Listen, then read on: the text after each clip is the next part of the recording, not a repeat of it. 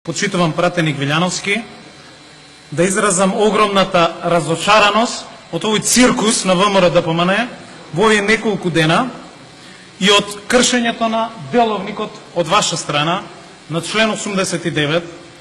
Тоа е во делот на репликите на цело ВМРО-ДПМН, на цело ВМРО-ДПМН и во делот на споменувањето на луѓе кои што не се тука и кои што не можат да одговорат на она што е поставено. За жал, добро е и македонската јавност да го слушна овој циркус, како по нарачка на Сашо Мијалков и на Никола Груевски се обидувате да ја заштитите нивната кожа, да го заштитите нивниот криминал, како се обидувате да го заштитите богатството изнесено од неколку милиарди евра надвор од Македонија. Како се обидувате да ја спречите правдата и функционирањето на институцијата од која што најмногу се плашите, а тоа е специјалното јавно обвинителство. Добро е граѓаните тоа да го слушнат и да го увидат. Сме слушале многу од бомбите и знаеме се околу тоа. Овој човек на ова столче знае што однесе во специјалното јавно обвинителство и цело ВМРО-ДПМН знае за содржината на тие разговори.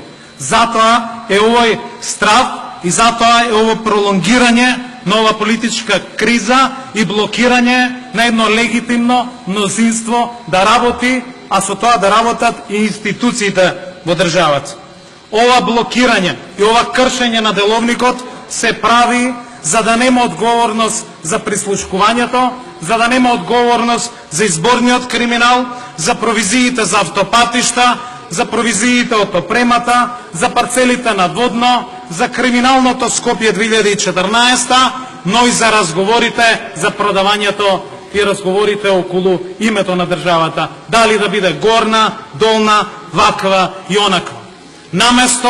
Наместо овие процеси да се одвиваат бргу, наместо да го кршите деловникот, дозволете да се конституира парламентот и чистете си ја партијата токму од оваа криминална врхушка. Затоа што додека вие тука се срамите на видеата кои што доаѓаат од ВМРО-ДПМН, од извршниот комитет, на првите столчиња седат оние МЈ, оној ЗС, ГЈ и останатите.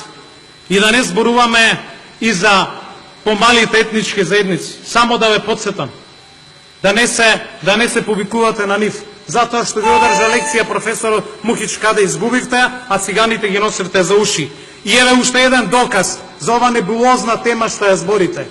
Ова е сообраќајна дозвола издадена во Крива Паланка, каде што нема албанци, каде што е чисто македонска средина, каде што со години, господине Илиовски, се издаваат сообраќајни дозволи и на албански јазик.